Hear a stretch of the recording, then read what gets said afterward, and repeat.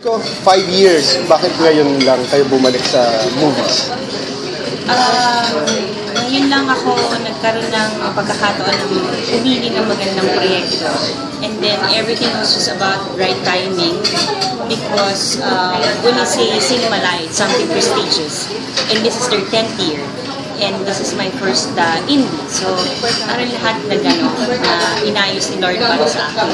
Bakit ngayon lang kayo tumanggap ng indie project? Kasi yung last ko na mainstream was Yaya and Angelina and then Filipinas. Then after nun, nag-concentrate ako sa soap.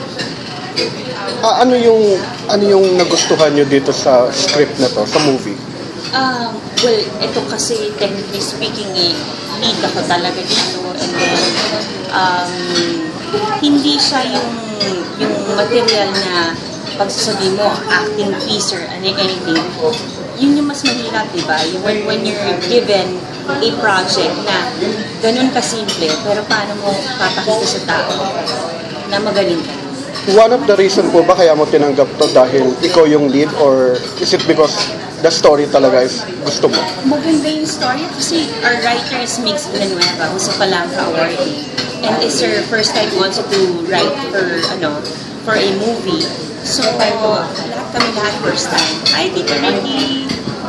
Did you accept agad this role? No, hello po, sa ko muna the script and then hindi ko, nung sinabit sa akin ni Direk ito, which was mga December of last year, hindi ko siya sinagot agad ng yes agad. Tahimik ako the whole day, iniisip ko. And then, the following day, nag-post na ako sa FB kasi friends kami ni Direk sa Facebook. Pag-post ko na sabi, Direk, I'm accepting the movie. Aside po sa good script, ano pa po yung hinahanap po sa movie? Are you particular with the actors na makakatrabaho mo?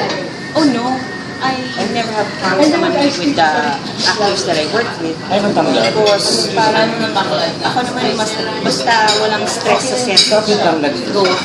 And hindi ako kumikan sa mga tao. Ano po yung role mo sa movie? I play the role of Julia. Single mother ako dito ni yes. May anak akong isang autistic and then isang si Jake naman is na-involved sa drug syndicate. So dahil sa sobrang hirap ng buhay namin, natuto ako bilang sa pagmamahal ko sa dalawang anak ko. Meron ako sa isang krimen na itutuloy sa isang anak ko para lang i-saving isang anak ko. Knowing Cinemalaya, kasi di ba yung mga pinifeature doon either violente or may gay team, ano yung shock value na meron dito sa movie mo po? Paglabas nila ng pelikula, pa-question nila na parang bakit ganun siyang klaseng ina. Inalawan niyang tinuruan yung isang anak niya na magpatay ng tao. Pero ang point of argument doon, nanay ako mahal ko yung anak ko, ayoko mag-sacrifice yung isang anak ko naman na tanggalin yung good future ahead of him. Ano po yung other projects mo aside sa movie na? Naka-reserve sa for soap sa ABS. Hopefully sana matuloy na kasi May pa ako naka-reserve kay Sir Jay. Sana matuloy na. Start na po ba to na accepting new more indie projects? Yes, in fact I'm considering producing indie. Last year pa dapat mag-produce ako kaya lang medyo may nagka-problema along the way. Pero sana ito. What's your reaction po kasi yung iba sinasabi parang the indie scene pinipenetrate na rin ng mga mainstream actors, parang inaagawan niyo na sila ng work? No naman kasi indie, whether you're in an indie or mainstream, it's still work. You're giving work to people. So the only difference is mas mababa yung budget mo. So I think ang mas masama din is when you don't produce a film at all. When you compare yung films before, yung time namin talaga, yung peak namin, Regal Films would produce 100 movies a month. But now we're down to the ratio of like 32 na lang of movies a year. So di ba, isn't that sudden? It's alarming na it's better also to give chance to the independent producers to contribute to our industry. Paano po mga natutunan mo now that you're doing indie film? Hindi naman pala kinakailangan mahal ang budget ng isang pelikula para mapaganda to.